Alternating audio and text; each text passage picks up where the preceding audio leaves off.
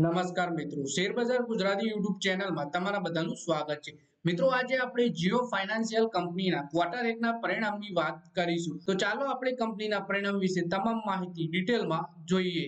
તો મિત્રો, તો સૌથી પહેલા તો વાત કરીએ આપણે કે કંપનીની ટોટલ આવક કેટલી થઈ હતી। તો આ ક્વાર્ટરમાં કંપનીને 417.82 કરોડની આવક થઈ હતી, જે ગયા ક્વાર્ટરમાં 418.10 કરોડ રૂપિયાની હતી અને ગયા વર્ષે પહેલા ક્વાર્ટરમાં 414.13 કરોડ રૂપિયા કંપનીને આવક થઈ હતી। એટલે કે વર્ષની સરખામણીમાં જોઈએ તો 414 થી 417 કરોડ એટલે કે મામૂલી જેવો જ વધારો થયો છે અને ક્વાર્ટરની સરખામણીમાં 418 કરોડ રૂપિયા હતી એ ઘટી 417 રૂપિયા એટલે કે વર્ષની સરખામણી ક્વાર્ટરની સરખામણી બંનેમાં આપણને આવકમાં ભારે વધારો કે ઘટાડો જોવા નથી મળી રહ્યો।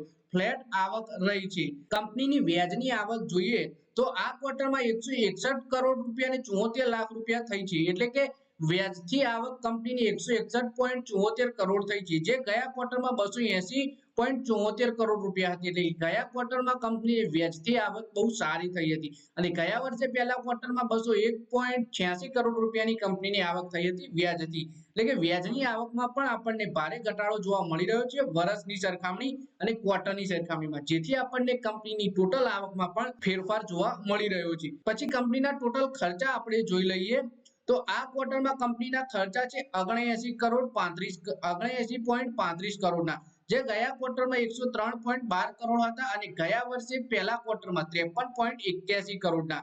તો વર્ષની સરખામણીમાં જોઈએ તો 53 કરોડથી વધી 79 કરોડ અને ક્વાર્ટરની સરખામણીમાં 103 કરોડથી ઘટીને 79 કરોડ રૂપિયા કંપનીના ખર્ચા આપણને જોવા મળી રહ્યા છે। એટલે કે કંપનીની આવક નથી વધી પણ કંપનીના ખર્ચા વર્ષની સરખામણીમાં આપણને વધેલા જોવા મળી રહ્યા છે। જ્યારે કંપનીની આવક ઘટી નથી પણ કંપનીના ખર્ચા ક્વાર્ટરની સરખામણીમાં આપણને ઘટેલા જોવા મળી રહ્યા છે। હવે આવકમાંથી ખર્ચા બાદ કરીશું તો આપણને કંપનીનો ચોખ્ખો નફો જોવા મળી જશે।